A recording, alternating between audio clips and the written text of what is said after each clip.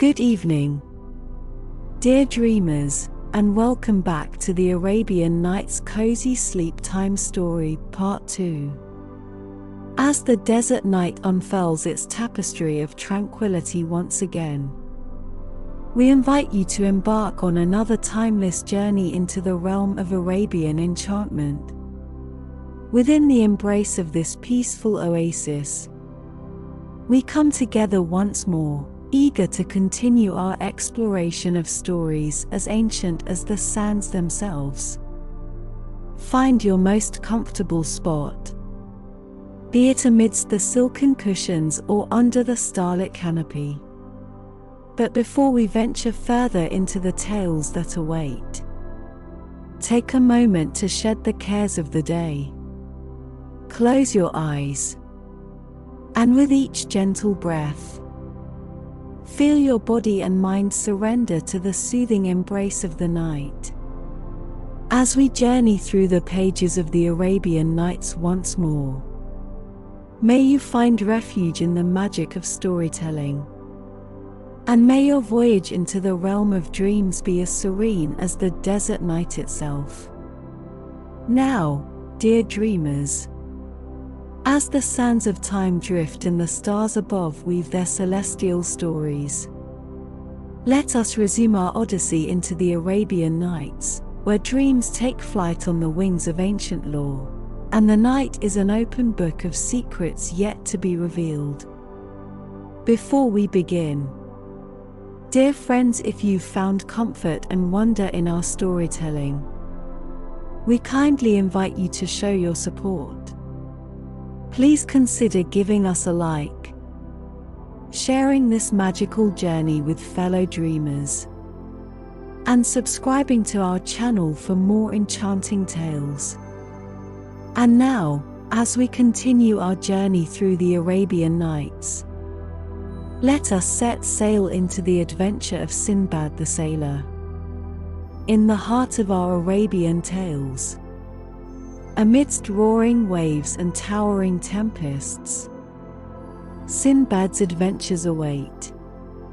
His story is one of courage, resilience, and the boundless spirit of exploration. So, dear dreamers, as we set our course for another night of wonder, let Sinbad's journey remind us that even in the darkest of waters, there is always a glimmer of hope.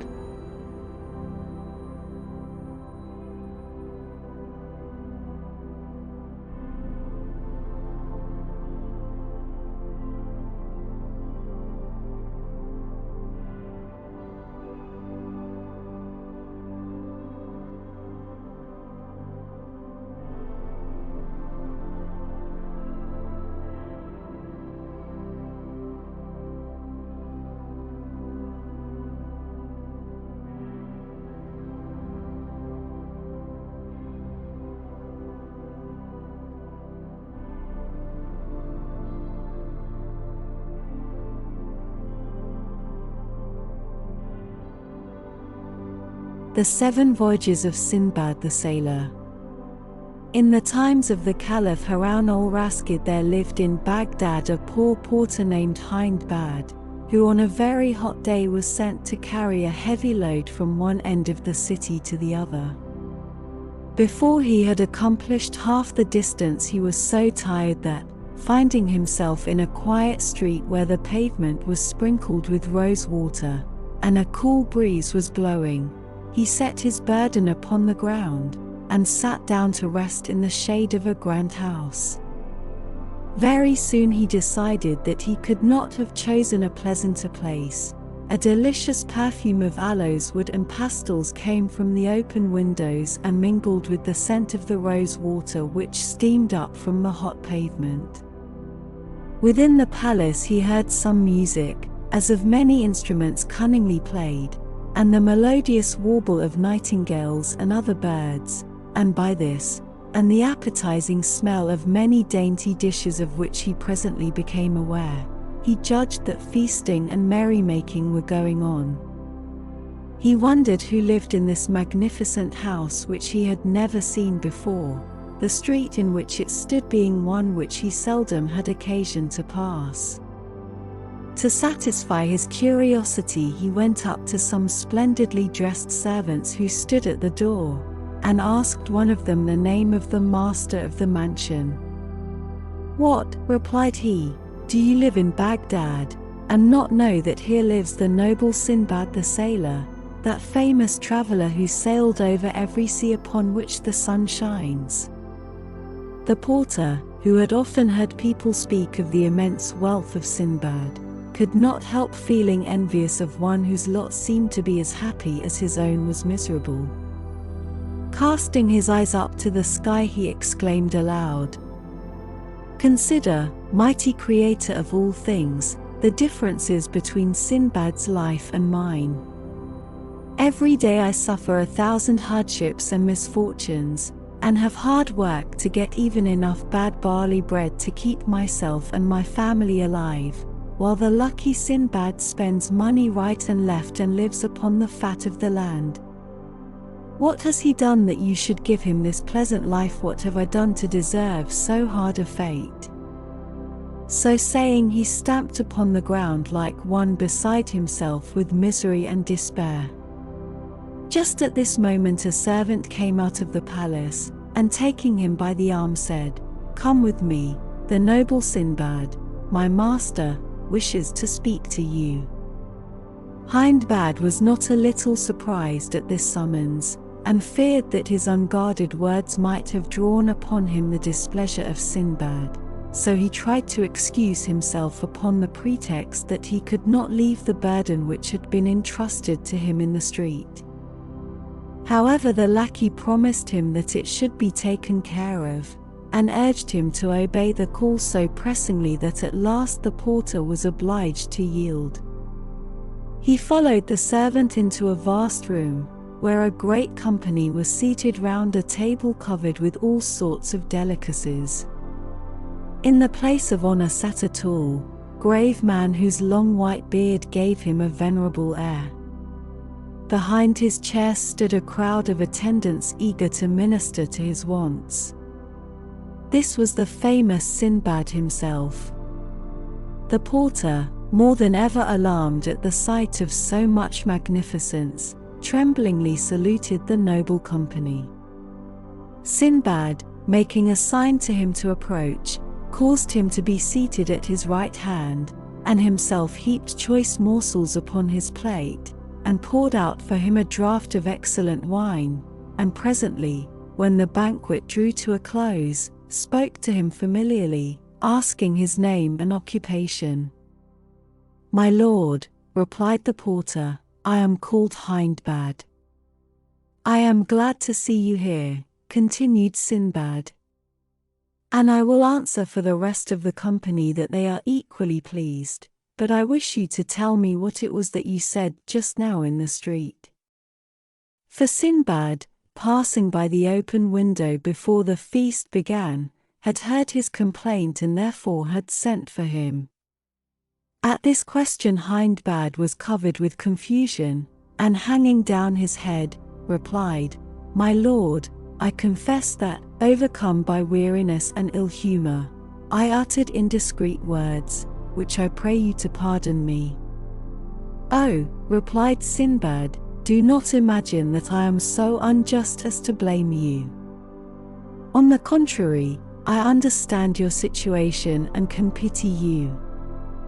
Only you appear to be mistaken about me, and I wish to set you right. You doubtless imagine that I have acquired all the wealth and luxury that you see me enjoy without difficulty or danger, but this is far indeed from being the case. I have only reached this happy state after having for years suffered every possible kind of toil and danger. Yes, my noble friends," he continued, addressing the company, "I assure you that my adventures have been strange enough to deter even the most avaricious men from seeking wealth by traversing the seas. Since you have, perhaps, heard but confused accounts of my 7 voyages, and the dangers and wonders that I have met with by sea and land, I will now give you a full and true account of them, which I think you will be well pleased to hear. As Sinbad was relating his adventures chiefly on account of the porter, he ordered, before beginning his tale, that the burden which had been left in the street should be carried by some of his own servants to the place for which Hindbad had set out at first, while he remained to listen to the story. First voyage. I had inherited considerable wealth from my parents, and being young and foolish I at first squandered it recklessly upon every kind of pleasure, but presently, finding that riches speedily take to themselves wings if managed as badly as I was managing mine, and remembering also that to be old and poor is misery indeed, I began to bethink me of how I could make the best of what still remained to me. I sold all my household goods by public auction, and joined a company of merchants who traded by sea, embarking with them at Bulsora in a ship which we had fitted out between us. We set sail and took our course towards the East Indies by the Persian Gulf, having the coast of Persia upon our left hand and upon our right the shores of Arabia Felix. I was at first much troubled by the uneasy motion of the vessel, but speedily recovered my health, and since that I have been no more plagued by seasickness. From time to time we landed at various islands, where we sold or exchanged our merchandise, and one day, when the wind dropped suddenly, we found ourselves becalmed close to a small island like a green meadow, which only rose slightly above the surface of the water. Our sails were furled, and the captain gave permission to all who wished to land for a while and amuse themselves. I was among the number, but when after strolling about for some time we lighted a fire and sat down to enjoy the repast which we had brought with us, we were startled by a sudden and violent trembling of the island, while at the same moment those left upon the ship set up an outcry bidding us come on board for our lives, since what we had taken for an island was nothing but the back of a sleeping whale. Those who were nearest to the boat threw themselves into it, others sprang into the sea, but before I could save myself the whale plunged suddenly into the depths of the ocean, leaving me clinging to a piece of the wood which we had brought to make our fire. Meanwhile a breeze had sprung up, and in the confusion that ensued on board our vessel in hoisting the sails and taking up those who were in the boat and clinging to its sides, no one missed me and I was left at the mercy of the waves. All that day I floated up and down, now beaten this way, now that, and when night fell I despaired for my life. But, weary and spent as I was, I clung to my frail support, and great was my joy when the morning light showed me that I had drifted against an island. The cliffs were high and steep, but luckily for me some tree roots protruded in places, and by their aid I climbed up at last, and stretched myself upon the turf at the top, where I lay, more dead than alive, till the sun was high in the heavens. By that time I was very hungry, but after some searching I came upon some eatable herbs, and a spring of clear water, and much refreshed I set out to explore the island.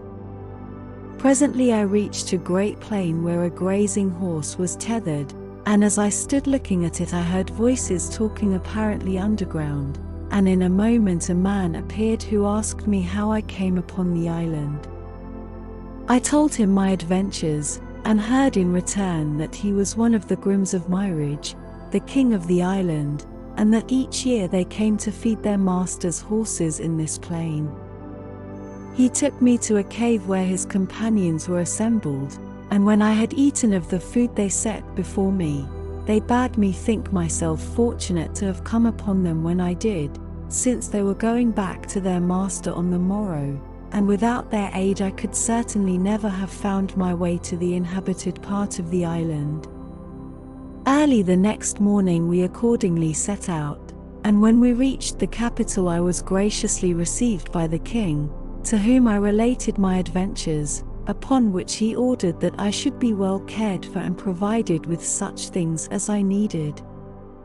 Being a merchant, I sought out men of my own profession, and particularly those who came from foreign countries, as I hoped in this way to hear news from Baghdad, and find out some means of returning thither, for the capital was situated upon the seashore, and visited by vessels from all parts of the world.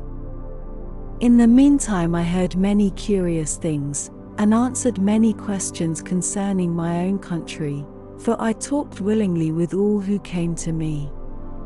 Also, to while away the time of waiting, I explored a little island named Castle, which belonged to King Mirage, and which was supposed to be inhabited by a spirit named Dejel.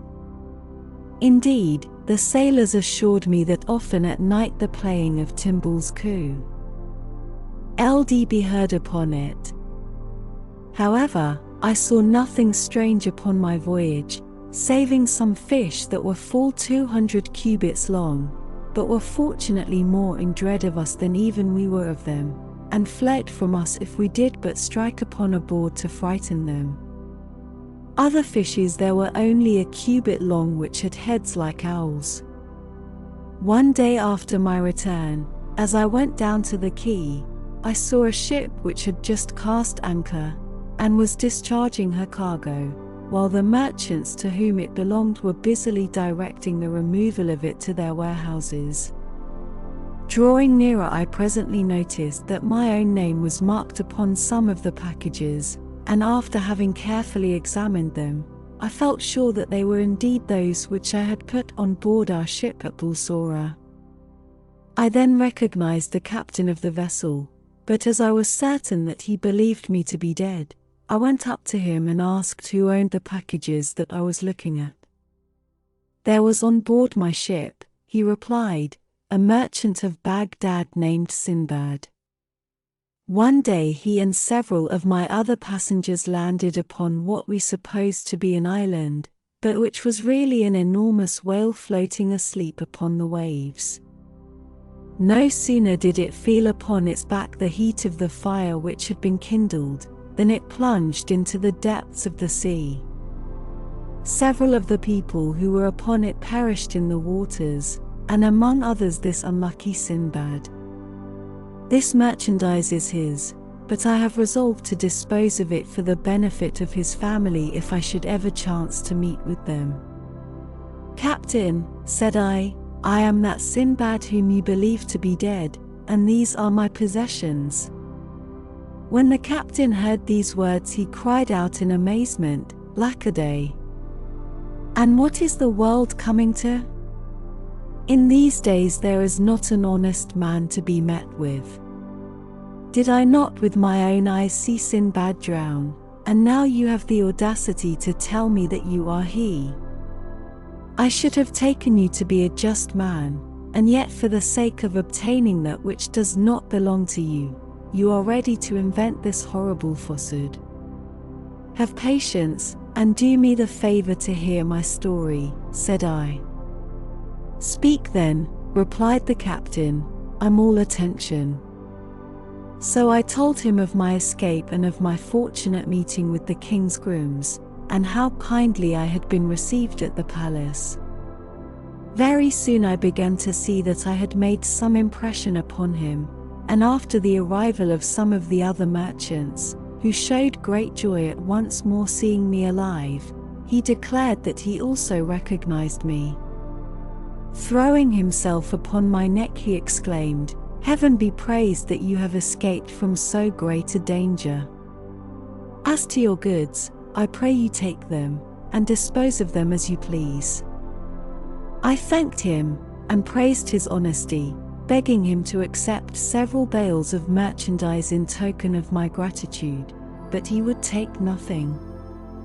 Of the choicest of my goods I prepared a present for King Mirage, who was at first amazed, having known that I had lost my all.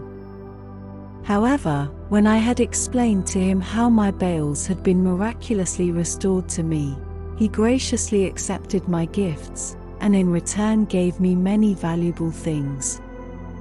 I then took leave of him, and exchanging my merchandise for sandal and aloes wood, camphor, nutmegs, cloves, pepper, and Ginger, I embarked upon the same vessel and traded so successfully upon our homeward voyage that I arrived in Bulsora with about 100,000 sequins.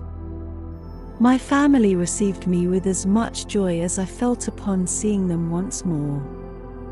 I bought land and slaves, and built a great house in which I resolved to live happily, and in the enjoyment of all the pleasures of life to forget my past sufferings. Here Sinbad paused, and commanded the musicians to play again, while the feasting continued until evening.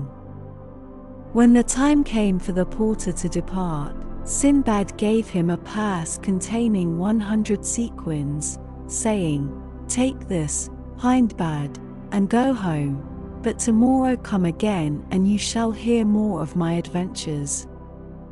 The porter retired quite overcome by so much generosity, and you may imagine that he was well received at home, where his wife and children thanked their lucky stars that he had found such a benefactor. The next day Hindbad, dressed in his best, returned to the voyager's house, and was received with open arms. As soon as all the guests had arrived, the banquet began as before, and when they had feasted long and merrily, Sinbad addressed them thus: "My friends, I beg that you will give me your attention while I relate the adventures of my second voyage, which you will find even more astonishing than the first." Second voyage. I had resolved, as you know, on my return from my first voyage, to spend the rest of my days quietly in Baghdad, but very soon I grew tired of such an idle life and longed once more to find myself upon the sea. I procured, therefore, such goods as were suitable for the places I intended to visit, and embarked for the second time in a good ship with other merchants whom I knew to be honorable men. We went from island to island, often making excellent bargains, until one day we landed at a spot which, though covered with fruit trees and abounding in springs of excellent water, appeared to possess neither houses nor people. While my companions wandered here and there gathering flowers and fruit, I sat down in a shady place, and, having heartily enjoyed the provisions and the wine I had brought with me, I fell asleep, lulled by the murmur of a clear brook which flowed close by. How long I slept I know not, but when I opened my eyes and started to my feet, I perceived with horror that I was alone and that the ship was gone. I rushed to and fro like one distracted, uttering cries of despair, and when from the shore I saw the vessel under full sail just disappearing upon the horizon, I wished bitterly enough that I had been content to stay at home in safety. But since wishes could do me no good, I presently took courage and looked about me for a means of escape. When I had climbed a tall tree, I first of all directed my anxious glances towards the sea, but, finding nothing hopeful there, I turned landward, and my curiosity was excited by a huge dazzling white object, so far off that I could not make out what it might be. Descending from the tree, I hastily collected what remained of my provisions and set off as fast as I could go towards it. As I drew near, it seemed to me to be a white ball of immense size and height, and when I could touch it, I found it marvelously smooth and soft. As it was impossible to climb it, for it presented no foothold, I walked round about it seeking some opening, but there was none. I counted, however, that it was at least 50 paces round. By this time the sun was near setting, but quite suddenly it fell dark. Something like a huge black cloud came swiftly over me, and I saw with amazement that it was a bird of extraordinary size which was hovering near. Then I remembered that I had often heard the sailors speak of a wonderful bird called a roc, and it occurred to me that the white object which had so puzzled me must be its egg. Sure enough, the bird settled slowly down upon it, covering it with its wings to keep it warm, and I cowered close beside the egg in such a position that one of the bird's feet, which was as large as the trunk of a tree, was just in front of me. Taking off my turban, I bound myself securely to it with the linen in the hope that the roc, when it took flight next morning, would bear me away with it from the desolate island. And this was precisely what did happen. As soon as the dawn appeared, the bird rose into the air, carrying me up and up till I could no longer see the earth, and then suddenly it descended so swiftly that I almost lost consciousness.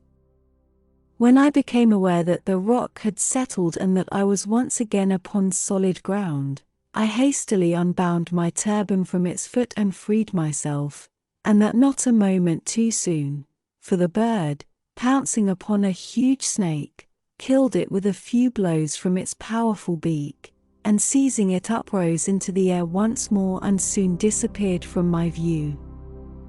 When I had looked about me, I began to doubt if I had gained anything by quitting the desolate island. The valley in which I found myself was deep and narrow, and surrounded by mountains which towered into the clouds, and were so steep and rocky that there was no way of climbing up their sides.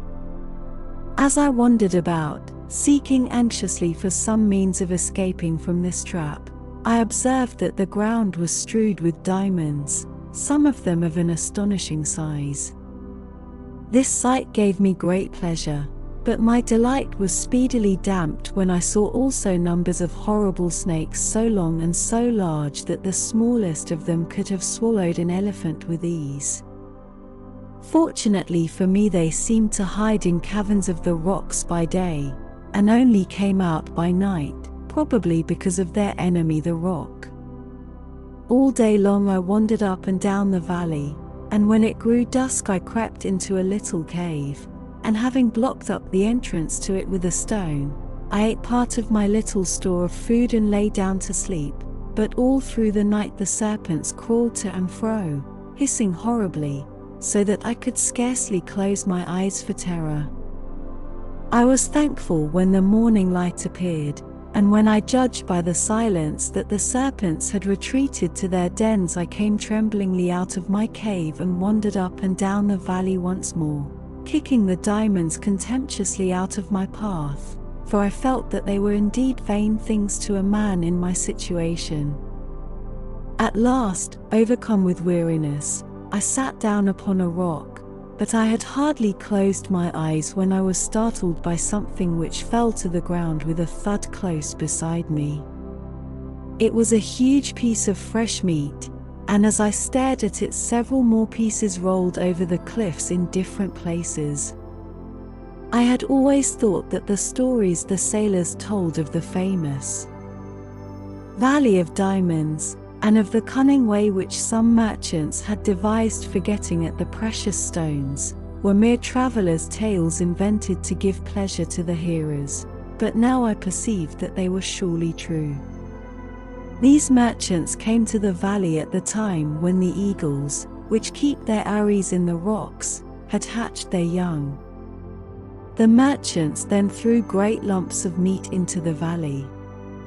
These, falling with so much force upon the diamonds, were sure to take up some of the precious stones with them, when the eagles pounced upon the meat and carried it off to their nests to feed their hungry broods. Then the merchants, scaring away the parent birds with shouts and outcries, would secure their treasures. Until this moment I had looked upon the valley as my grave, for I had seen no possibility of getting out of it alive, but now I took courage and began to devise a means of escape. I began by picking up all the largest diamonds I could find and storing them carefully in the leathern wallet which had held my provisions. This I tied securely to my belt. I then chose the piece of meat which seemed most suited to my purpose, and with the aid of my turban bound it firmly to my back. This done, I laid down upon my face and awaited the coming of the eagles. I soon heard the flapping of their mighty wings above me, and had the satisfaction of feeling one of them seize upon my piece of meat, and me with it, and rise slowly towards his nest, into which he presently dropped me. Luckily for me, the merchants were on the watch, and setting up their usual outcries, they rushed to the nest, scaring away the eagle. Their amazement was great when they discovered me, and also their disappointment, and with one accord they fell to abusing me for having robbed them of their usual profit. Addressing myself to the one who seemed most aggrieved, I said, "I am sure, if you knew all that I have suffered, you would show more kindness towards me, and as for diamonds, I have enough here of the very best for you and me and all your company." So saying, I showed them to him. The others all crowded round me, wondering at my adventures and admiring the device by which I had escaped from the valley, and when they had led me to their camp and examined my diamonds, they assured me that in all the years that they had carried on their trade they had seen no stones to be compared with them for size and beauty. I found that each merchant chose a particular nest, and took his chance of what he might find in it. So I begged the one who owned the nest to which I had been carried to take as much as he would of my treasure, but he contented himself with one stone, and that by no means the largest, assuring me that with such a gem his fortune was made, and he need toil no more. I stayed with the merchants several days, and then as they were journeying homewards I gladly accompanied them. Our way lay across high mountains infested with frightful serpents, but we had the good luck to escape them and came at last to the seashore. Thence we sailed to the Isle of Rohat, where the camphor trees grow to such a size that 100 men could shelter under one of them with ease. The sap flows from an incision made high up in the tree into a vessel hung there to receive it, and soon hardens into the substance called camphor, but the tree itself withers up and dies when it has been so treated. In this same island we saw the rhinoceros, an animal which is smaller than the elephant and larger than the buffalo. It has one horn about a cubit long which is solid, but has a furrow from the base to the tip. Upon it is traced in white lines the figure of a man. The rhinoceros fights with the elephant, and transfixing him with his horn carries him off upon his head, but becoming blinded with the blood of his enemy, he falls helpless to the ground, and then comes the roc, and clutches them both up in his talons and takes them to feed his young. This doubtless astonishes you, but if you do not believe my tale, go to Rohat and see for yourself. For fear of wearying you, I pass over in silence many other wonderful things which we saw in this island. Before we left I exchanged one of my diamonds for much goodly merchandise, by which I profited greatly on our homeward way. At last we reached Bulsora, whence I hastened to Baghdad, where my first action was to bestow large sums of money upon the poor, after which I settled down to enjoy tranquilly the riches I had gained with so much toil and pain. Having thus related the adventures of his second voyage, Sinbad again bestowed 100 sequins upon Hindbad, inviting him to come again on the following day and hear how he fared upon his third voyage. The other guests also departed to their homes, but all returned at the same hour next day, including the porter, whose former life of hard work and poverty had already begun to seem to him like a bad dream. Again after the feast was over did Sinbad claim the attention of his guests and began the account of his third voyage. Third voyage. After a very short time the pleasant easy life I led made me quite forget the perils of my 2 voyages.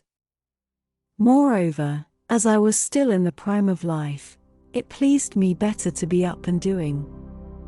So once more providing myself with the rarest and choicest merchandise of Baghdad, I conveyed it to Bulsora, and set sail with other merchants of my acquaintance for distant lands. We had touched at many ports and made much profit, when one day upon the open sea we were caught by a terrible wind which blew us completely out of our reckoning, and lasting for several days finally drove us into harbor on a strange island. "I would rather have come to anchor anywhere than here," quoth our captain. "This island and all adjoining it are inhabited by hairy savages, who are certain to attack us, and whatever these dwarfs may do we dare not resist, since they swarm like locusts, and if one of them is killed the rest will fall upon us, and speedily make an end of us." These words caused great consternation among all the ship's company, and only too soon we were to find out that the captain spoke truly. There appeared a vast multitude of hideous savages, not more than 2 feet high and covered with reddish fur. Throwing themselves into the waves, they surrounded our vessel, chattering meanwhile in a language we could not understand, and clutching at ropes and gangways, they swarmed up the ship's side with such speed and agility that they almost seemed to fly. You may imagine the rage and terror that seized us as we watched them, neither daring to hinder them nor able to speak a word to deter them from their purpose, whatever it might be. Of this we were not left long in doubt. Hoisting the sails, and cutting the cable of the anchor, they sailed our vessel to an island which lay a little further off, where they drove us ashore. Then taking possession of her, they made off to the place from which they had come, leaving us helpless upon a shore avoided with horror by all mariners for a reason which you will soon learn. Turning away from the sea we wandered miserably inland, finding as we went various herbs and fruits which we ate, feeling that we might as well live as long as possible though we had no hope of escape. Presently we saw in the far distance what seemed to us to be a splendid palace, towards which we turned our weary steps, but when we reached it we saw that it was a castle, lofty, and strongly built. Pushing back the heavy ebony doors we entered the courtyard, but upon the threshold of the great hall beyond it we paused, frozen with horror, at the sight which greeted us. On one side lay a huge pile of bones, human bones, and on the other numberless spits for roasting. Overcome with despair we sank trembling to the ground, and lay there without speech or motion. The sun was setting when a loud noise aroused us. The door of the hall was violently burst open and a horrible giant entered. He was as tall as a palm tree, and perfectly black, and had one eye, which flamed like a burning coal in the middle of his forehead.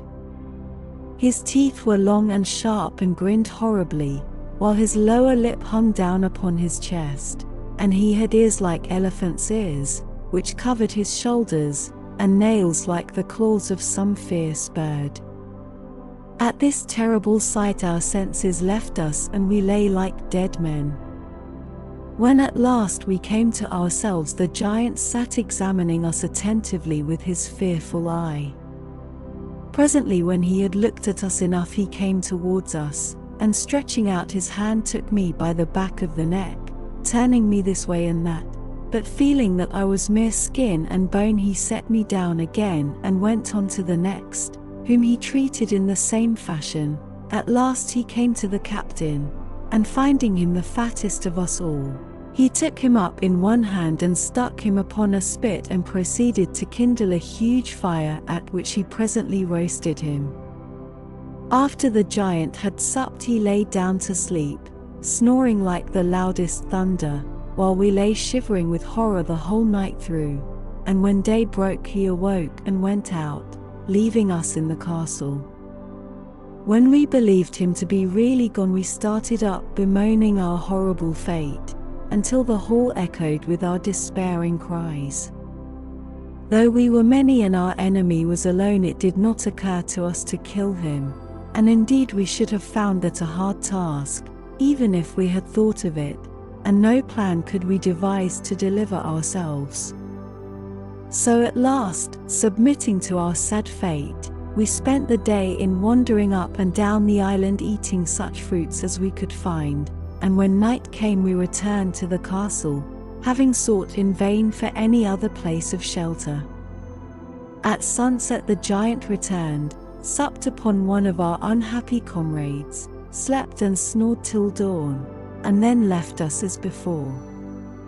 Our condition seemed to us so frightful that several of my companions thought it would be better to leap from the cliffs and perish in the waves at once, rather than await so miserable an end, but I had a plan of escape which I now unfolded to them, and which they at once agreed to attempt.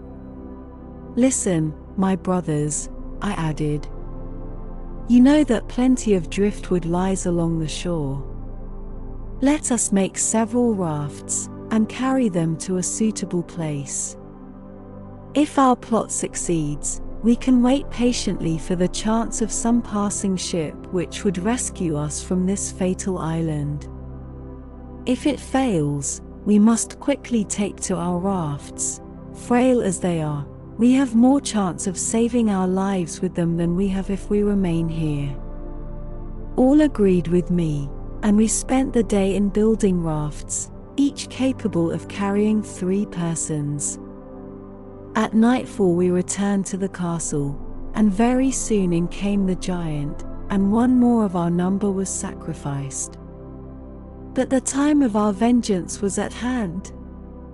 As soon as he had finished his horrible repast he laid down to sleep as before, and when we heard him begin to snore I, and 9 of the boldest of my comrades, rose softly, and took each a spit, which we made red hot in the fire, and then at a given signal we plunged it with one accord into the giant's eye, completely blinding him. Uttering a terrible cry, he sprang to his feet clutching in all directions to try to seize one of us, but we had all fled different ways as soon as the deed was done, and thrown ourselves flat upon the ground in corners where he was not likely to touch us with his feet. After a vain search he fumbled about till he found the door, and fled out of it howling frightfully. As for us, when he was gone we made haste to leave the fatal castle, and, stationing ourselves beside our rafts, we waited to see what would happen. Our idea was that if, when the sun rose, we saw nothing of the giant, and no longer heard his howls, which still came faintly through the darkness, growing more and more distant, we should conclude that he was dead, and that we might safely stay upon the island and need not risk our lives upon the frail rafts. But alas! Morning light showed us our enemy approaching us, supported on either hand by 2 giants nearly as large and fearful as himself, while a crowd of others followed close upon their heels. Hesitating no longer we clambered upon our rafts and rowed with all our might out to sea. The giants, seeing their prey escaping them, seized up huge pieces of rock, and wading into the water hurled them after us with such good aim that all the rafts except the one I was upon were swamped, and their luckless crews drowned, without our being able to do anything to help them. Indeed I and my 2 companions had all we could do to keep our own raft beyond the reach of the giants, but by dint of hard rowing we at last gained the open sea. Here we were at the mercy of the winds and waves, which tossed us to and fro all that day and night, but the next morning we found ourselves near an island, upon which we gladly landed. There we found delicious fruits, and having satisfied our hunger we presently laid down to rest upon the shore. Suddenly we were aroused by a loud rustling noise, and starting up, saw that it was caused by an immense snake which was gliding towards us over the sand. So swiftly it came that it had seized one of my comrades before he had time to fly, and in spite of his cries and struggles speedily crushed the life out of him in its mighty coils and proceeded to swallow him. By this time my other companion and I were running for our lives to some place where we might hope to be safe from this new horror, and seeing a tall tree we climbed up into it, having first provided ourselves with a store of fruit off the surrounding bushes. When night came I fell asleep, but only to be awakened once more by the terrible snake, which after hissing horribly round the tree at last reared itself up against it, and finding my sleeping comrade who was perched just below me, it swallowed him also, and crawled away leaving me half dead with terror. When the sun rose I crept down from the tree with hardly a hope of escaping the dreadful fate which had overtaken my comrades. But life is sweet, and I determined to do all I could to save myself. All day long I toiled with frantic haste and collected quantities of dry brushwood, reeds, and thorns, which I bound with faggots, and making a circle of them under my tree I piled them firmly one upon another until I had a kind of tent in which I crouched like a mouse in a hole when she sees the cat coming. You may imagine what a fearful night I passed, for the snake returned eager to devour me, and glided round and round my frail shelter seeking an entrance. Every moment I feared that it would succeed in pushing aside some of the faggots, but happily for me they held together, and when it grew light my enemy retired, baffled and hungry, to his den. As for me I was more dead than alive. Shaking with fright and half suffocated by the poisonous breath of the monster, I came out of my tent and crawled down to the sea, feeling that it would be better to plunge from the cliffs and end my life at once than pass such another night of horror. But to my joy and relief I saw a ship sailing by, and by shouting wildly and waving my turban I managed to attract the attention of her crew. A boat was sent to rescue me, and very soon I found myself on board surrounded by a wondering crowd of sailors and merchants eager to know by what chance I found myself in that desolate island. After I had told my story they regaled me with the choicest food the ship afforded, and the captain, seeing that I was in rags, generously bestowed upon me one of his own coats.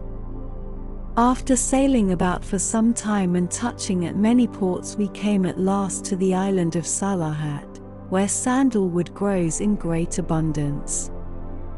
Here we anchored, and as I stood watching the merchants disembarking their goods and preparing to sell or exchange them, the captain came up to me and said, "I have here, brother, some merchandise belonging to a passenger of mine who is dead. Will you do me the favor to trade with it, and when I meet with his heirs I shall be able to give them the money, though it will be only just that you shall have a portion for your trouble." I consented gladly, for I did not like standing by idle. Whereupon he pointed the bales out to me, and sent for the person whose duty it was to keep a list of the goods that were upon the ship. When this man came he asked in what name the merchandise was to be registered. "In the name of Sinbad the sailor," replied the captain. At this I was greatly surprised, but looking carefully at him I recognized him to be the captain of the ship upon which I had made my second voyage, though he had altered much since that time. As for him, believing me to be dead it was no wonder that he had not recognized me. "So, Captain," said I, "the merchant who owned those bales was called Sinbad?" "Yes," he replied. "He was so named. He belonged to Baghdad, and joined my ship at Bulsora, but by mischance he was left behind upon a desert island where we had landed to fill up our water casks, and it was not until 4 hours later that he was missed. By that time the wind had freshened, and it was impossible to put back for him." "You suppose him to have perished then?" said I. "Alas! Yes," he answered. "Why, Captain," I cried, "look well at me.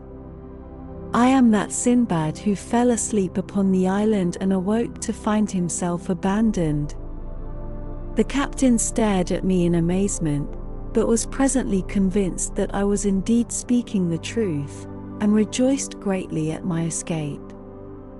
"I am glad to have that piece of carelessness off my conscience at any rate," said he. "Now take your goods, and the profit I have made for you upon them, and may you prosper in future." I took them gratefully, and as we went from one island to another I laid in stores of cloves, cinnamon, and other spices. In one place I saw a tortoise which was 20 cubits long and as many broad, also a fish that was like a cow and had skin so thick that it was used to make shields. Another I saw that was like a camel in shape and color. So by degrees we came back to Bulsora, and I returned to Baghdad with so much money that I could not myself count it, besides treasures without end. I gave largely to the poor, and bought much land to add to what I already possessed, and thus ended my third voyage. When Sinbad had finished his story he gave another 100 sequins to Hindbad, who then departed with the other guests, but next day when they had all reassembled, and the banquet was ended, their host continued his adventures. Fourth voyage. Rich and happy as I was after my third voyage, I could not make up my mind to stay at home altogether. My love of trading, and the pleasure I took in anything that was new and strange, made me set my affairs in order, and begin my journey through some of the Persian provinces, having first sent off stores of goods to await my coming in the different places I intended to visit.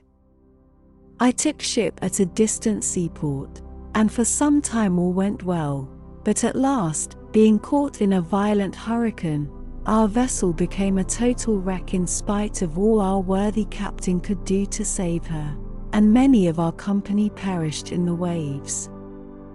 I, with a few others, had the good fortune to be washed ashore clinging to pieces of the wreck, for the storm had driven us near an island, and scrambling up beyond the reach of the waves we threw ourselves down quite exhausted, to wait for morning. At daylight we wandered inland, and soon saw some huts, to which we directed our steps. As we drew near, their black inhabitants swarmed out in great numbers and surrounded us, and we were led to their houses, and as it were divided among our captors. I with 5 others was taken into a hut, where we were made to sit upon the ground, and certain herbs were given to us, which the blacks made signs to us to eat, observing that they themselves did not touch them. I was careful only to pretend to taste my portion, but my companions, being very hungry, rashly ate up all that was set before them, and very soon I had the horror of seeing them become perfectly mad. Though they chattered incessantly, I could not understand a word they said, nor did they heed when I spoke to them. The savages now produced large bowls full of rice prepared with coconut oil, of which my crazy comrades ate eagerly, but I only tasted a few grains, understanding clearly that the object of our captors was to fatten us speedily for their own eating, and this was exactly what happened. My unlucky companions, having lost their reason, felt neither anxiety nor fear, and ate greedily all that was offered them. So they were soon fat and there was an end of them, but I grew leaner day by day, for I ate but little, and even that little did me no good by reason of my fear of what lay before me.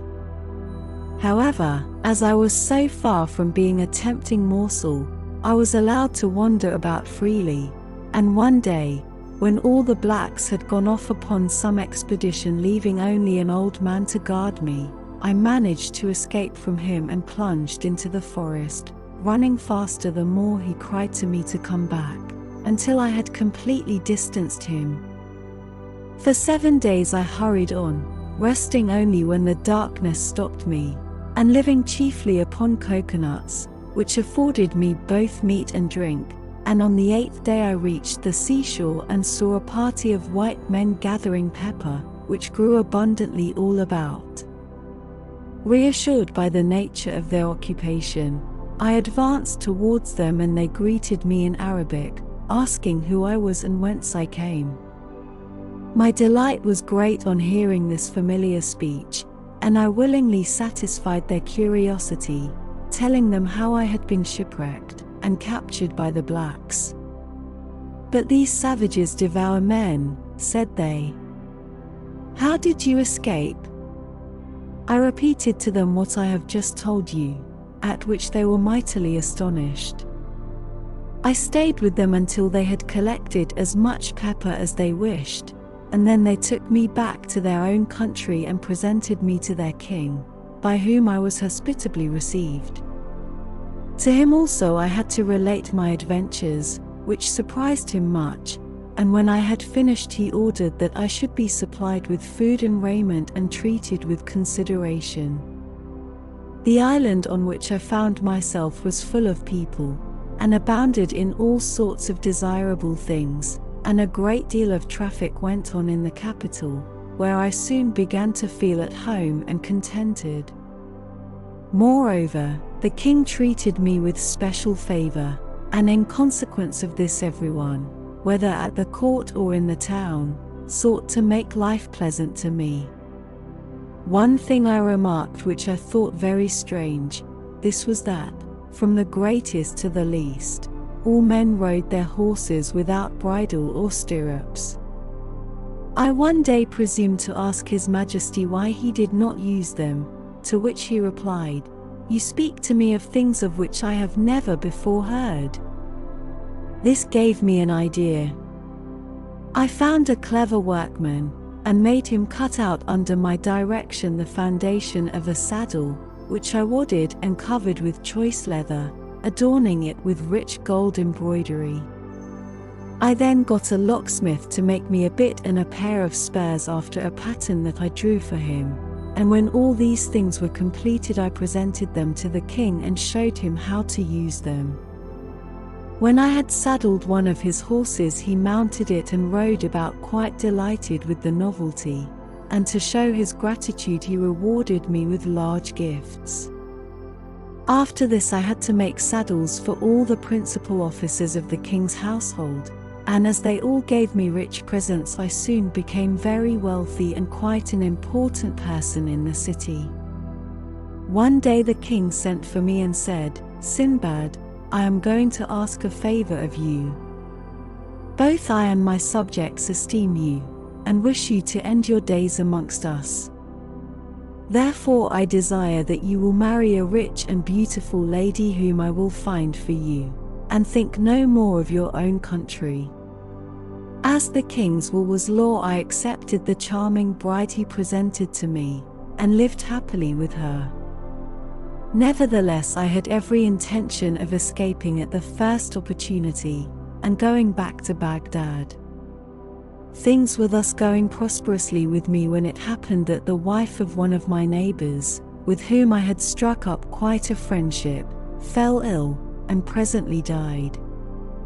I went to his house to offer my consolations, and found him in the depths of woe. "Heaven preserve you," said I, "and send you a long life." "Alas," he replied, "what is the good of saying that when I have but an hour left to live?" "Come, come," said I, "surely it is not so bad as all that. I trust that you may be spared to me for many years." "I hope," answered he, "that your life may be long, but as for me, all is finished. I have set my house in order, and today I shall be buried with my wife. This has been the law upon our island from the earliest ages. The living husband goes to the grave with his dead wife, the living wife with her dead husband. So did our fathers, and so must we do. The law changes not, and all must submit to it." As he spoke the friends and relations of the unhappy pair began to assemble. The body, decked in rich robes and sparkling with jewels, was laid upon an open bier, and the procession started, taking its way to a high mountain at some distance from the city, the wretched husband, clothed from head to foot in a black mantle, following mournfully. When the place of interment was reached, the corpse was lowered, just as it was, into a deep pit. Then the husband, bidding farewell to all his friends, stretched himself upon another bier, upon which were laid 7 little loaves of bread and a pitcher of water, and he also was let down to the depths of the horrible cavern, and then a stone was laid over the opening, and the melancholy company wended its way back to the city. You may imagine that I was no unmoved spectator of these proceedings. To all the others it was a thing to which they had been accustomed from their youth up, but I was so horrified that I could not help telling the king how it struck me. "Sire," I said, "I am more astonished than I can express to you at the strange custom which exists in your dominions of burying the living with the dead. In all my travels I have never before met with so cruel and horrible a law." "What would you have, Sinbad?" he replied. "It is the law for everybody. I myself should be buried with the queen if she were the first to die." "But, Your Majesty," said I, "dare I ask if this law applies to foreigners also?" "Why, yes," replied the king smiling, in what I could but consider a very heartless manner. "They are no exception to the rule if they have married in the country." When I heard this I went home much cast down, and from that time forward my mind was never easy. If only my wife's little finger ached, I fancied she was going to die, and sure enough before very long she fell really ill and in a few days breathed her last. My dismay was great, for it seemed to me that to be buried alive was even a worse fate than to be devoured by cannibals. Nevertheless there was no escape. The body of my wife, arrayed in her richest robes and decked with all her jewels, was laid upon the bier. I followed it, and after me came a great procession, headed by the king and all his nobles, and in this order we reached the fatal mountain, which was one of a lofty chain bordering the sea. Here I made one more frantic effort to excite the pity of the king and those who stood by, hoping to save myself even at this last moment, but it was of no avail. No one spoke to me, they even appeared to hasten over their dreadful task, and I speedily found myself descending into the gloomy pit, with my 7 loaves and pitcher of water beside me. Almost before I reached the bottom the stone was rolled into its place above my head, and I was left to my fate. A feeble ray of light shone into the cavern through some chink, and when I had the courage to look about me I could see that I was in a vast vault, bestrewn with bones and bodies of the dead. I even fancied that I heard the expiring sighs of those who, like myself, had come into this dismal place alive. All in vain did I shriek aloud with rage and despair, reproaching myself for the love of gain and adventure which had brought me to such a pass. But at length, growing calmer, I took up my bread and water, and wrapping my face in my mantle I groped my way towards the end of the cavern, where the air was fresher. Here I lived in darkness and misery until my provisions were exhausted, but just as I was nearly dead from starvation the rock was rolled away overhead and I saw that a bier was being lowered into the cavern, and that the corpse upon it was a man. In a moment my mind was made up. The woman who followed had nothing to expect but a lingering death. I should be doing her a service if I shortened her misery. Therefore when she descended, already insensible from terror, I was ready armed with a huge bone, one blow from which left her dead, and I secured the bread and water which gave me a hope of life. Several times did I have recourse to this desperate expedient, and I know not how long I had been a prisoner when one day I fancied that I heard something near me, which breathed loudly. Turning to the place from which the sound came, I dimly saw a shadowy form which fled at my movement, squeezing itself through a cranny in the wall. I pursued it as fast as I could, and found myself in a narrow crack among the rocks, along which I was just able to force my way. I followed it for what seemed to me many miles, and at last saw before me a glimmer of light which grew clearer every moment until I emerged upon the seashore with a joy which I cannot describe. When I was sure that I was not dreaming, I realized that it was doubtless some little animal which had found its way into the cavern from the sea, and when disturbed had fled, showing me a means of escape which I could never have discovered for myself. I hastily surveyed my surroundings, and saw that I was safe from all pursuit from the town. The mountains sloped sheer down to the sea, and there was no road across them.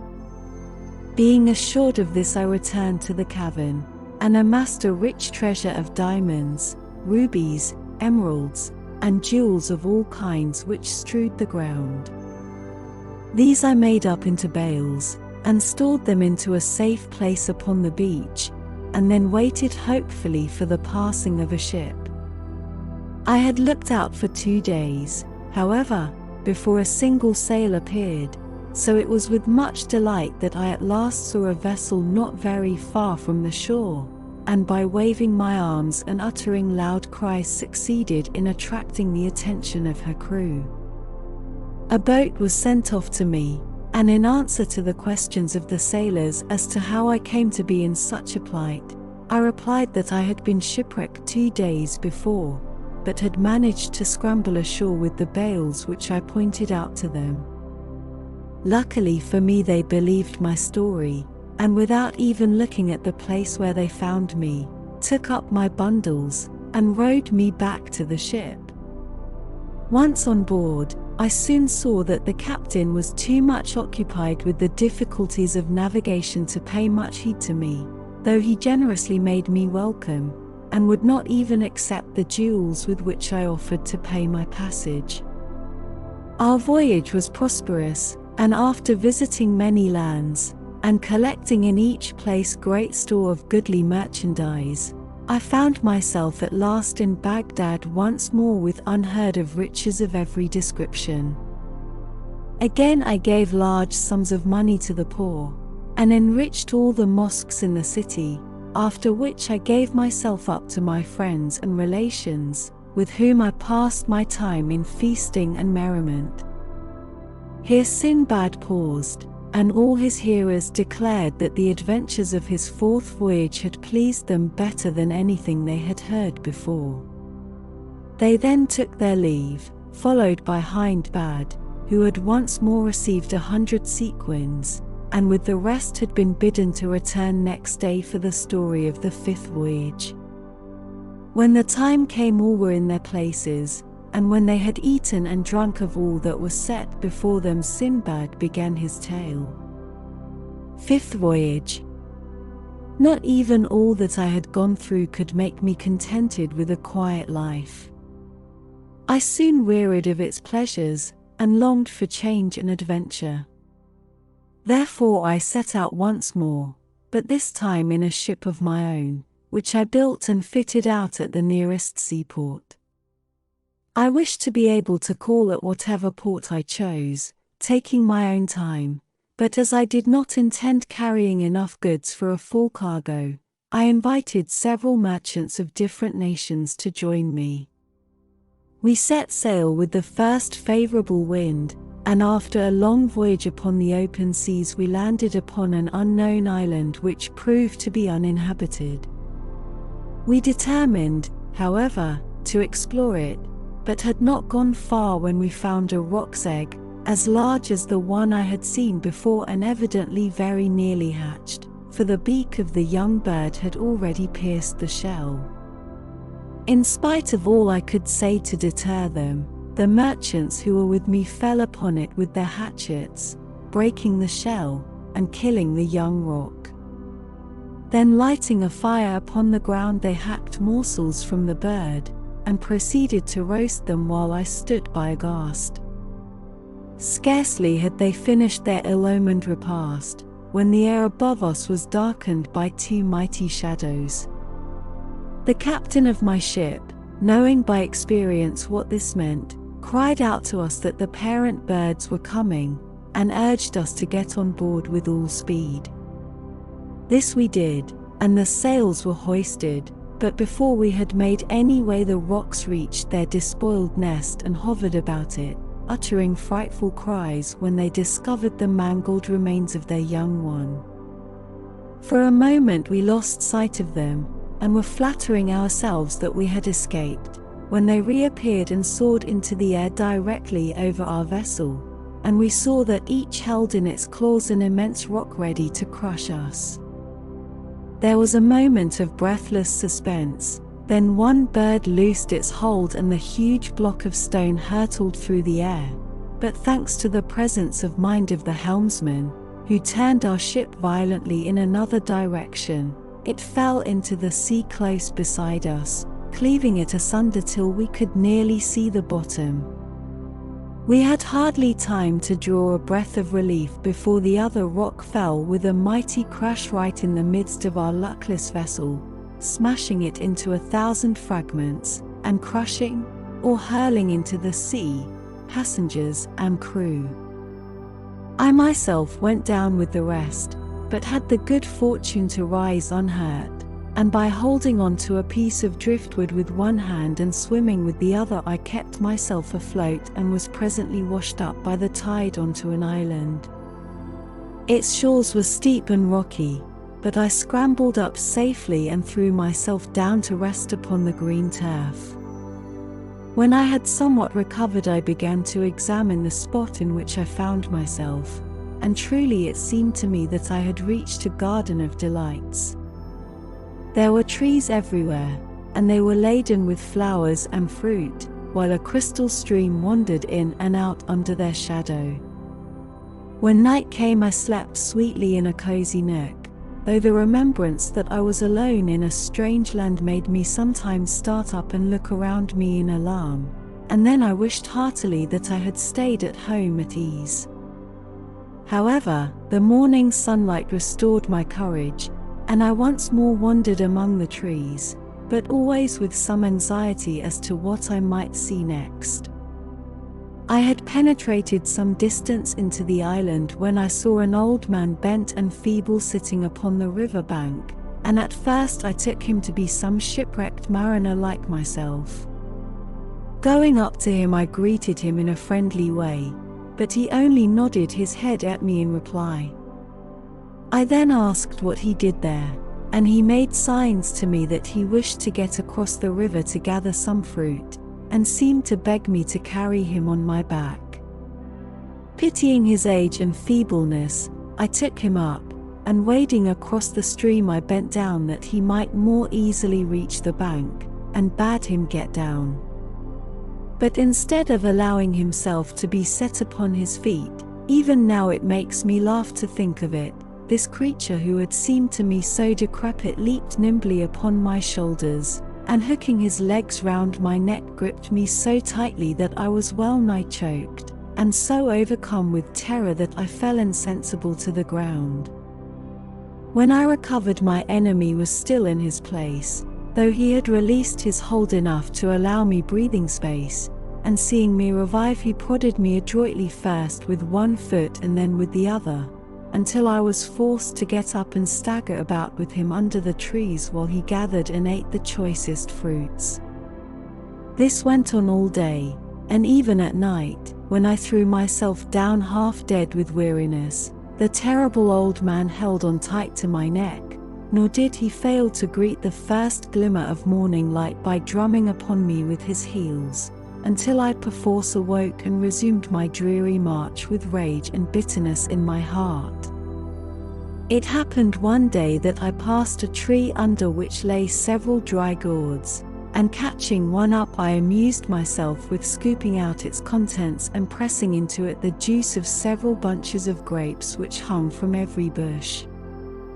When it was full I left it propped in the fork of a tree, and a few days later, Carrying the hateful old man that way, I snatched at my gourd as I passed it and had the satisfaction of a draught of excellent wine so good and refreshing that I even forgot my detestable burden, and began to sing and caper. The old monster was not slow to perceive the effect which my draught had produced and that I carried him more lightly than usual, so he stretched out his skinny hand and seizing the gourd first tasted its contents cautiously, then drained them to the very last drop. The wine was strong and the gourd capacious, so he also began to sing after a fashion, and soon I had the delight of feeling the iron grip of his goblin legs unclasp, and with one vigorous effort I threw him to the ground, from which he never moved again. I was so rejoiced to have at last got rid of this uncanny old man that I ran leaping and bounding down to the seashore, where, by the greatest good luck, I met with some mariners who had anchored off the island to enjoy the delicious fruits, and to renew their supply of water. They heard the story of my escape with amazement, saying, "You fell into the hands of the old man of the sea, and it is a mercy that he did not strangle you as he is everyone else upon whose shoulders he has managed to perch himself. This island is well known as the scene of his evil deeds, and no merchant or sailor who lands upon it cares to stray far away from his comrades." After we had talked for a while, they took me back with them on board their ship, where the captain received me kindly, and we soon set sail, and after several days reached a large and prosperous-looking town where all the houses were built of stone. Here we anchored, and one of the merchants, who had been very friendly to me on the way, took me ashore with him and showed me a lodging set apart for strange merchants. He then provided me with a large sack, and pointed out to me a party of others equipped in like manner. "Go with them," said he, "and do as they do, but beware of losing sight of them, for if you strayed your life would be in danger." With that he supplied me with provisions, and bade me farewell, and I set out with my new companions. I soon learnt that the object of our expedition was to fill our sacks with coconuts, but when at length I saw the trees and noted their immense height and the slippery smoothness of their slender trunks, I did not at all understand how we were to do it. The crowns of the cocoa palms were all alive with monkeys, big and little, which skipped from one to the other with surprising agility, seeming to be curious about us and disturbed at our appearance, and I was at first surprised when my companions, after collecting stones, began to throw them at the lively creatures, which seemed to me quite harmless. But very soon I saw the reason of it and joined them heartily, for the monkeys, annoyed and wishing to pay us back in our own coin, began to tear the nuts from the trees and cast them at us with angry and spiteful gestures, so that after very little labor our sacks were filled with the fruit which we could not otherwise have obtained.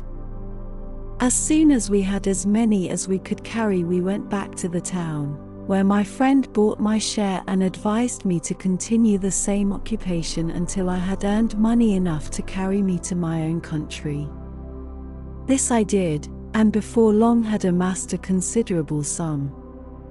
Just then I heard that there was a trading ship ready to sail, and taking leave of my friend I went on board, carrying with me a goodly store of coconuts, and we sailed first to the islands where pepper grows, then to Comari where the best aloes wood is found, and where men drink no wine by an unalterable law. Here I exchanged my nuts for pepper and good aloes wood, and went a-fishing for pearls with some of the other merchants, and my divers were so lucky that very soon I had an immense number, and those very large and perfect. With all these treasures I came joyfully back to Baghdad, where I disposed of them for large sums of money, of which I did not fail as before to give the 10th part to the poor, and after that I rested from my labors and comforted myself with all the pleasures that my riches could give me. Having thus ended his story, Sinbad ordered that 100 sequins should be given to Hindbad, and the guests then withdrew. But after the next day's feast he began the account of his sixth voyage as follows. Sixth voyage. It must be a marvel to you how, after having 5 times met with shipwreck and unheard of perils, I could again tempt fortune and risk fresh trouble. I am even surprised myself when I look back, but evidently it was my fate to rove, and after a year of repose I prepared to make a 6th voyage, regardless of the entreaties of my friends and relations, who did all they could to keep me at home. Instead of going by the Persian Gulf, I traveled a considerable way overland, and finally embarked from a distant Indian port with a captain who meant to make a long voyage. And truly he did so, for we fell in with stormy weather which drove us completely out of our course, so that for many days neither captain nor pilot knew where we were, nor where we were going. When they did at last discover our position we had small ground for rejoicing, for the captain, casting his turban upon the deck and tearing his beard, declared that we were in the most dangerous spot upon the whole wide sea, and had been caught by a current which was at that minute sweeping us to destruction. It was too true.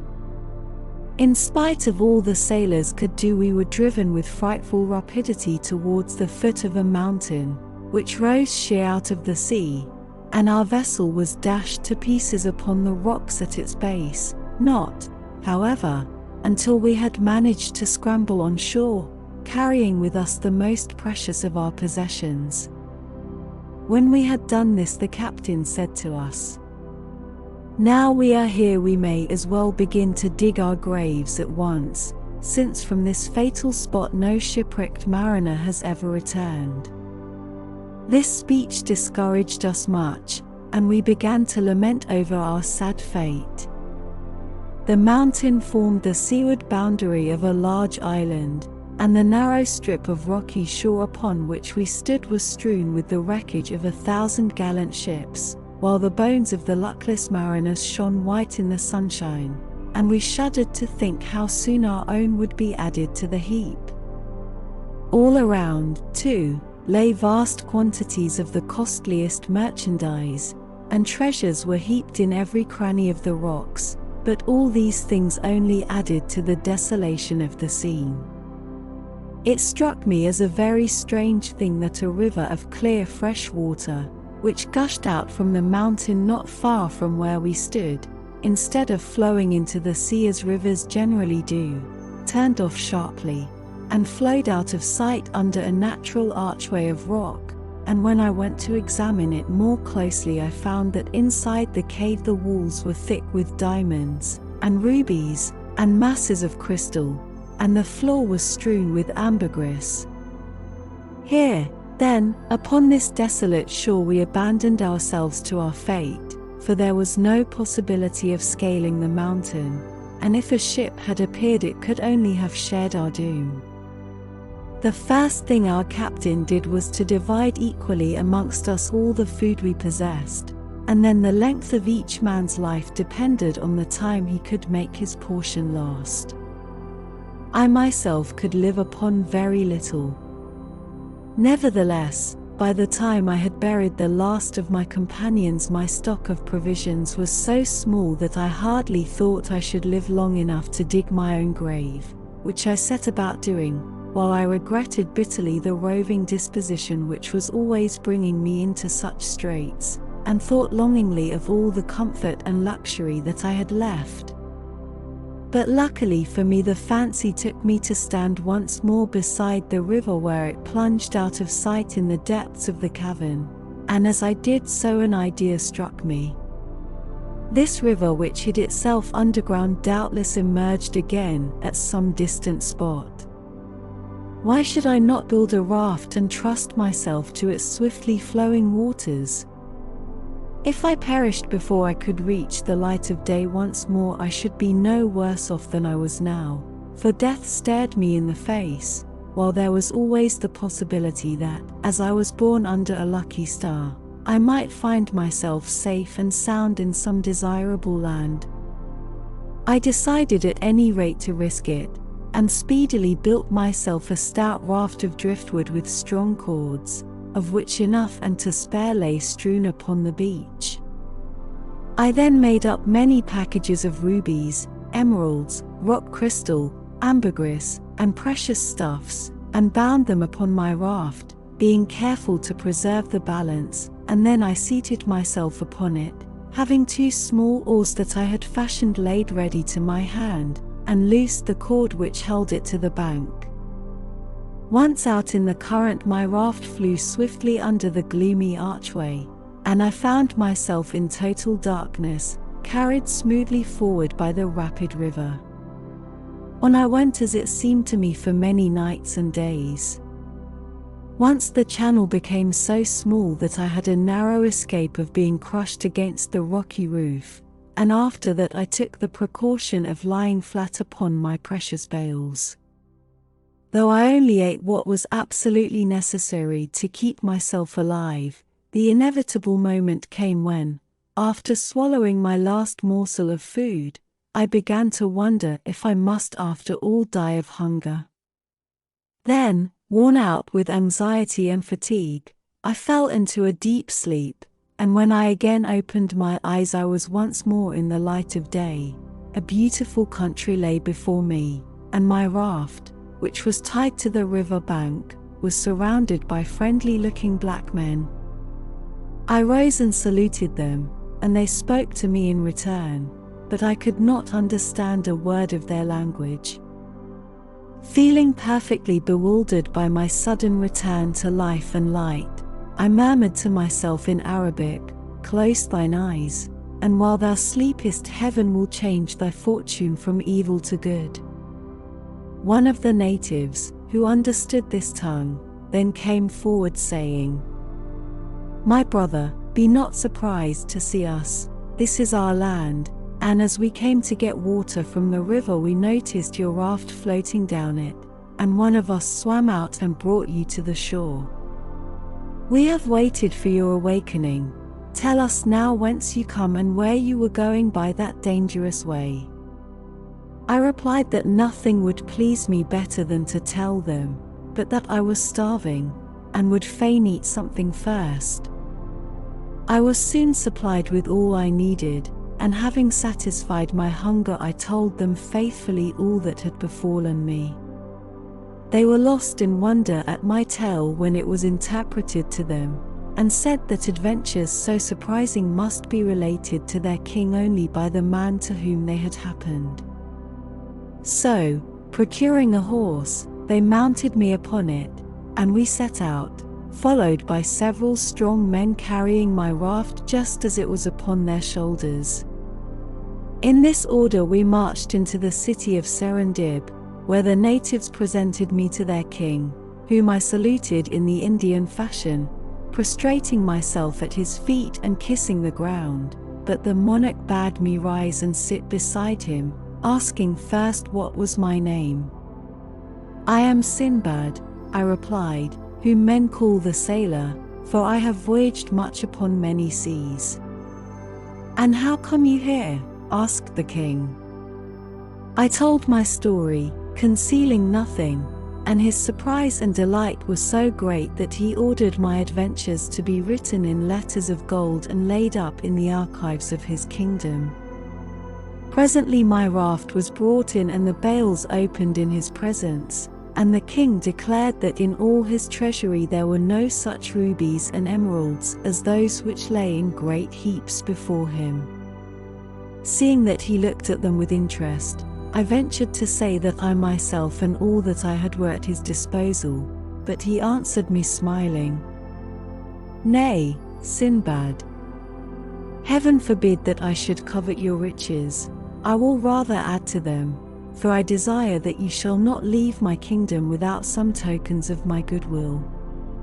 He then commanded his officers to provide me with a suitable lodging at his expense, and sent slaves to wait upon me and carry my raft and my bales to my new dwelling place. You may imagine that I praised his generosity and gave him grateful thanks, nor did I fail to present myself daily in his audience chamber, and for the rest of my time I amused myself in seeing all that was most worthy of attention in the city. The island of Serendib being situated on the equinoctial line, the days and nights there are of equal length. The chief city is placed at the end of a beautiful valley, formed by the highest mountain in the world, which is in the middle of the island. I had the curiosity to ascend to its very summit, for this was the place to which Adam was banished out of paradise. Here are found rubies and many precious things, and rare plants grow abundantly, with cedar trees and cocoa palms. On the seashore and at the mouths of the rivers the divers seek for pearls, and in some valleys diamonds are plentiful. After many days I petitioned the king that I might return to my own country, to which he graciously consented. Moreover, he loaded me with rich gifts, and when I went to take leave of him he entrusted me with a royal present and a letter to the commander of the faithful, our sovereign lord, saying, I pray you give these to the Caliph Harun al-Rashid, and assure him of my friendship. I accepted the charge respectfully, and soon embarked upon the vessel which the king himself had chosen for me. The king's letter was written in blue characters upon a rare and precious skin of yellowish color, and these were the words of it: the king of the Indies, before whom walk 1,000 elephants, who lives in a palace, of which the roof blazes with 100,000 rubies, and whose treasure house contains 20,000 diamond crowns, to the Caliph Harun al-Rashid sends greeting. Though the offering we present to you is unworthy of your notice, we pray you to accept it as a mark of the esteem and friendship which we cherish for you, and of which we gladly send you this token, and we ask of you a like regard if you deem us worthy of it. Adieu, brother. The present consisted of a vase carved from a single ruby, 6 inches high and as thick as my finger. This was filled with the choicest pearls, large, and of perfect shape and luster. Secondly, a huge snakeskin, with scales as large as a sequin, which would preserve from sickness those who slept upon it. Then quantities of aloes wood, camphor, and pistachio nuts, and lastly, a beautiful slave girl, whose robes glittered with precious stones. After a long and prosperous voyage we landed at Bulsora, and I made haste to reach Baghdad, and taking the king's letter I presented myself at the palace gate, followed by the beautiful slave, and various members of my own family, bearing the treasure.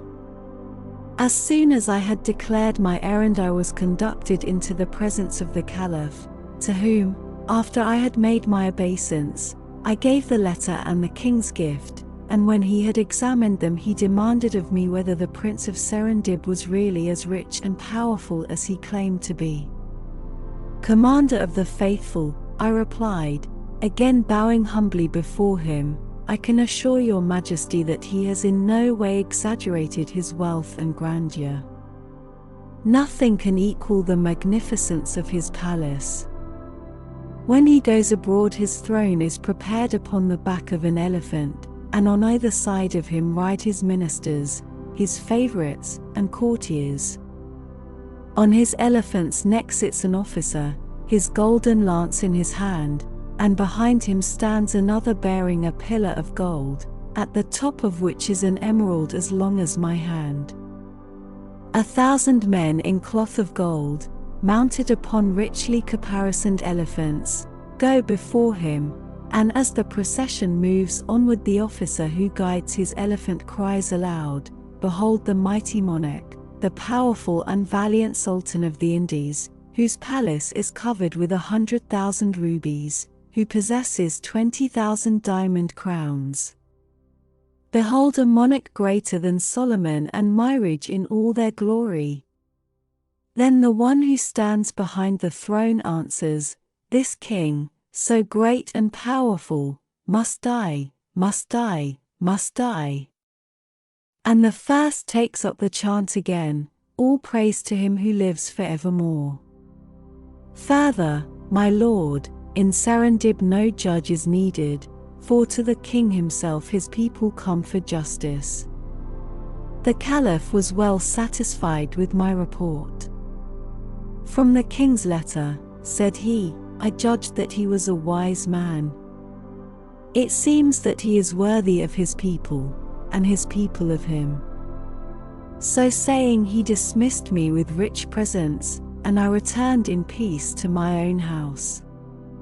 When Sinbad had done speaking, his guests withdrew, Hindbad having first received 100 sequins, but all returned next day to hear the story of the 7th voyage. Sinbad thus began. 7th and last voyage. After my 6th voyage I was quite determined that I would go to sea no more. I was now of an age to appreciate a quiet life, and I had run risks enough. I only wished to end my days in peace. One day, however, when I was entertaining a number of my friends, I was told that an officer of the Caliph wished to speak to me, and when he was admitted he bade me follow him into the presence of Harun al-Rashid, which I accordingly did. After I had saluted him, the Caliph said, I have sent for you, Sinbad, because I need your services. I have chosen you to bear a letter and a gift to the king of Serendib in return for his message of friendship. The Caliph's commandment fell upon me like a thunderbolt. Commander of the faithful, I answered, I am ready to do all that your majesty commands, but I humbly pray you to remember that I am utterly disheartened by the unheard of sufferings I have undergone. Indeed, I have made a vow never again to leave Baghdad. With this I gave him a long account of some of my strangest adventures, to which he listened patiently. I admit, said he, that you have indeed had some extraordinary experiences, but I do not see why they should hinder you from doing as I wish. You have only to go straight to Serendib and give my message, then you are free to come back and do as you will. But go you must, my honor and dignity demand it. Seeing that there was no help for it, I declared myself willing to obey, and the Caliph, delighted at having got his own way, gave me 1,000 sequins for the expenses of the voyage. I was soon ready to start, and taking the letter and the present I embarked at Bulsora, and sailed quickly and safely to Serendib. Here, when I had disclosed my errand, I was well received, and brought into the presence of the king, who greeted me with joy. Welcome, Sinbad, he cried. I have thought of you often, and rejoiced to see you once more. After thanking him for the honor that he did me, I displayed the Caliph's gifts. First a bed with complete hangings all cloth of gold, which cost 1,000 sequins, and another like to it of crimson stuff. 50 robes of rich embroidery, 100 of the finest white linen from Cairo, Suez, Kufa, and Alexandria. Then more beds of different fashion, and an agate vase carved with the figure of a man aiming an arrow at a lion, and finally a costly table, which had once belonged to King Solomon. The king of Serendib received with satisfaction the assurance of the Caliph's friendliness toward him, and now my task being accomplished I was anxious to depart, but it was some time before the king would think of letting me go. At last, however, he dismissed me with many presents, and I lost no time in going on board a ship, which sailed at once, and for 4 days all went well. On the 5th day we had the misfortune to fall in with pirates, who seized our vessel, killing all who resisted, and making prisoners of those who were prudent enough to submit at once, of whom I was one. When they had despoiled us of all we possessed, they forced us to put on vile raiment, and sailing to a distant island there sold us for slaves. I fell into the hands of a rich merchant, who took me home with him, and clothed and fed me well, and after some days sent for me and questioned me as to what I could do. I answered that I was a rich merchant who had been captured by pirates, and therefore I knew no trade. "Tell me," said he, "can you shoot with a bow?" I replied that this had been one of the pastimes of my youth, and that doubtless with practice my skill would come back to me. Upon this he provided me with a bow and arrows, and mounting me with him upon his own elephant took the way to a vast forest which lay far from the town. When we had reached the wildest part of it we stopped, and my master said to me, "This forest swarms with elephants. Hide yourself in this great tree, and shoot at all that pass you. When you have succeeded in killing one, come and tell me." So saying, he gave me a supply of food, and returned to the town, and I perched myself high up in the tree and kept watch. That night I saw nothing, but just after sunrise the next morning a large herd of elephants came crashing and trampling by. I lost no time in letting fly several arrows, and at last one of the great animals fell to the ground dead, and the others retreated, leaving me free to come down from my hiding place and run back to tell my master of my success, for which I was praised and regaled with good things. Then we went back to the forest together and dug a mighty trench in which we buried the elephant I had killed, in order that when it became a skeleton my master might return and secure its tusks. For 2 months I hunted thus, and no day passed without my securing an elephant. Of course I did not always station myself in the same tree, but sometimes in one place, sometimes in another. One morning as I watched the coming of the elephants I was surprised to see that, instead of passing the tree I was in, as they usually did, they paused, and completely surrounded it, trumpeting horribly, and shaking the very ground with their heavy tread, and when I saw that their eyes were fixed upon me I was terrified, and my arrows dropped from my trembling hand.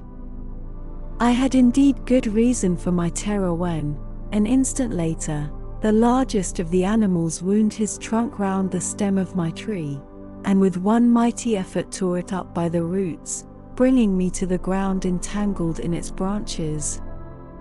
I thought now that my last hour was surely come, but the huge creature, picking me up gently enough, set me upon its back, where I clung more dead than alive, and followed by the whole herd turned and crashed off into the dense forest.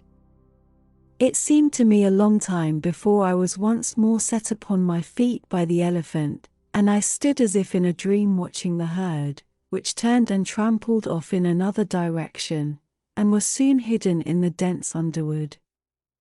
Then, recovering myself, I looked about me, and found that I was standing upon the side of a great hill, strewn as far as I could see on either hand with bones and tusks of elephants. This then must be the elephants' burying place, I said to myself, and they must have brought me here that I might cease to persecute them, seeing that I want nothing but their tusks, and here lie more than I could carry away in a lifetime. Whereupon I turned and made for the city as fast as I could go, not seeing a single elephant by the way, which convinced me that they had retired deeper into the forest to leave the way open to the ivory hill, and I did not know how sufficiently to admire their sagacity. After a day and a night I reached my master's house, and was received by him with joyful surprise. "Ah, poor Sinbad," he cried, "I was wondering what could have become of you. When I went to the forest I found the tree newly uprooted, and the arrows lying beside it, and I feared I should never see you again. Pray tell me how you escaped death." I soon satisfied his curiosity, and the next day we went together to the Ivory Hill, and he was overjoyed to find that I had told him nothing but the truth. When we had loaded our elephant with as many tusks as it could carry and were on our way back to the city, he said, "My brother, since I can no longer treat as a slave one who has enriched me, thus take your liberty, and may heaven prosper you. I will no longer conceal from you that these wild elephants have killed numbers of our slaves every year. No matter what good advice we gave them, they were caught sooner or later. You alone have escaped the wiles of these animals, therefore you must be under the special protection of heaven. Now through you the whole town will be enriched without further loss of life, therefore you shall not only receive your liberty, but I will also bestow a fortune upon you." To which I replied, "Master, I thank you, and wish you all prosperity. For myself I only ask liberty to return to my own country." "It is well," he answered, "the monsoon will soon bring the ivory ships hither, then I will send you on your way with somewhat to pay your passage." So I stayed with him till the time of the monsoon, and every day we added to our store of ivory till all his warehouses were overflowing with it. By this time the other merchants knew the secret, but there was enough and to spare for all. When the ships at last arrived, my master himself chose the one in which I was to sail, and put on board for me a great store of choice provisions, also ivory in abundance, and all the costliest curiosities of the country, for which I could not thank him enough, and so we parted. I left the ship at the first port we came to, not feeling at ease upon the sea after all that had happened to me by reason of it, and having disposed of my ivory for much gold, and bought many rare and costly presents, I loaded my pack animals, and joined a caravan of merchants. Our journey was long and tedious, but I bore it patiently, reflecting that at least I had not to fear tempests, nor pirates, nor serpents, nor any of the other perils from which I had suffered before, and at length we reached Baghdad. My first care was to present myself before the Caliph, and give him an account of my embassy. He assured me that my long absence had disquieted him much, but he had nevertheless hoped for the best. As to my adventure among the elephants, he heard it with amazement, declaring that he could not have believed it had not my truthfulness been well known to him. By his orders this story and the others I had told him were written by his scribes in letters of gold, and laid up among his treasures. I took my leave of him, well satisfied with the honors and rewards he bestowed upon me, and since that time I have rested from my labors, and given myself up wholly to my family and my friends. Thus Sinbad ended the story of his seventh and last voyage, and turning to Hindbad he added, "Well, my friend, and what do you think now? Have you ever heard of anyone who has suffered more, or had more narrow escapes than I have? Is it not just that I should now enjoy a life of ease and tranquility?" Hindbad drew near, and kissing his hand respectfully, replied, "Sir, you have indeed known fearful perils. My troubles have been nothing compared to yours. Moreover, the generous use you make of your wealth proves that you deserve it. May you live long and happily in the enjoyment in it."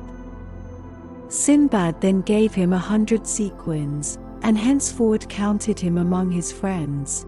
Also he caused him to give up his profession as a porter, and to eat daily at his table, that he might all his life remember Sinbad the sailor.